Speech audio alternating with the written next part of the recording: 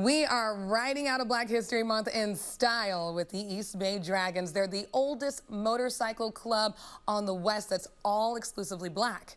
I got to hang out with them earlier this month on a Saturday that I'll never forget. Every weekend in East Oakland, on 88th and International, you hear the rumbles way before you see the East Bay Dragons clubhouse.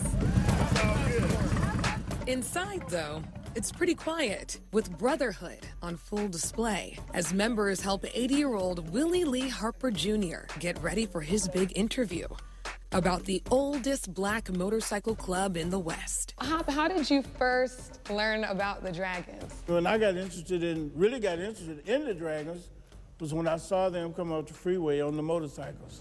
This was 1962. And the helmet that we got now, you know, the flame helmet, and the motorcycle was just sparkling. Like the bikes that you would see in the movies, you know, maybe the white boys used to have those type of bikes, you know. To see some Black people doing that, man, it's like, bad. This was at a time where members say a Black man riding a Harley was a revolutionary act. The East Bay Dragons were founded by Toby Gene Livingston in 1959. The son of sharecroppers moved from Louisiana to Oakland and wanted something to keep his siblings busy. The club was initially for cars, but quickly changed to motorcycles. They're cheaper, and the Dragons say the cops wouldn't bother them as much with bikes.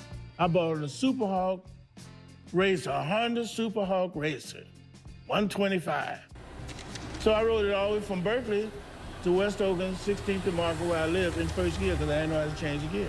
Well, wait, you didn't know how to change, so you didn't know how to ride a motorcycle? I'm just going, So you weren't scared to get on that bike, you just said, I'm gonna figure it out? I'm going to get in the Dragon. The thing is, you have to ride a Harley to be in the club.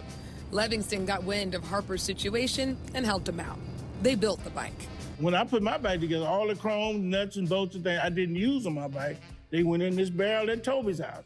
So the next guy coming along to put his bike together, he didn't have to spend no money because what he wanted was in this barrel, right? And it's not just building bikes. The East Bay Dragons have a knack for building relationships. Talk to me about the plaque up here. You know, the Hells Angels, which are real good friends of ours, they came and gave us that plaque for our 6-year anniversary. Livingston and Hells Angels leader Sonny Barger maintained their decades-long friendship until Livingston's death in 2020. In the 60s, you could find the Dragons riding alongside activists. We weren't Black Panthers, but we supported the movement. The most important relationship over the years is clearly the one with each other. Glenn Anderson says when the crack epidemic took hold of the country in the 1980s, the Dragons kept many men out of trouble. Joining the Dragons, it kind of guided me. I had been in and out of jail, this, that, and the other. But once I got into Dragons, it was like a men's finishing school. I see all these young guys now. I hope they getting what I got. It seems like they do. What does it mean to you to have your sons be a part of it? Oh, man, that's a blessing to me. Benny Whitfield joined the Dragons in 1961. Now his sons are sharing in this experience. I look for them to go further as long as they stay united and trust one another and are loving and kind to one another like a brotherhood.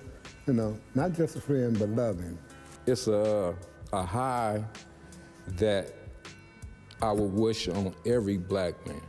Dwayne Williams took over as club president after Livingston's death. He is dedicated to continuing the legacy of service to their community and each other. Mr. Toby Gene Livingston was a hell of a guy. I'm sure when they got together and it became the East Bay Dragons, they never knew that it was going to come this far.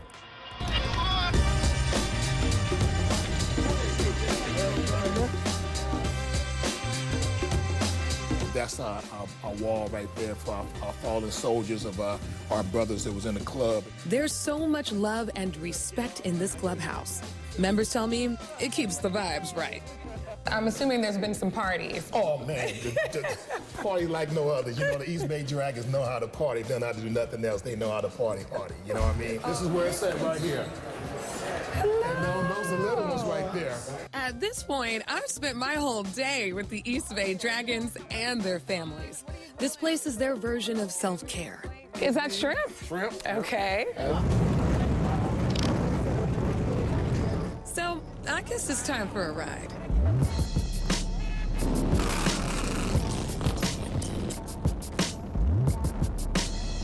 Roaring down International Boulevard. I mean, I'm an East Bay Dragon for the night. This is so much fun. It felt like a cool, leather-clad family road trip. One that's been riding along for more than 6 decades. And we'll roll right into the next one. We made it. That was the absolute best.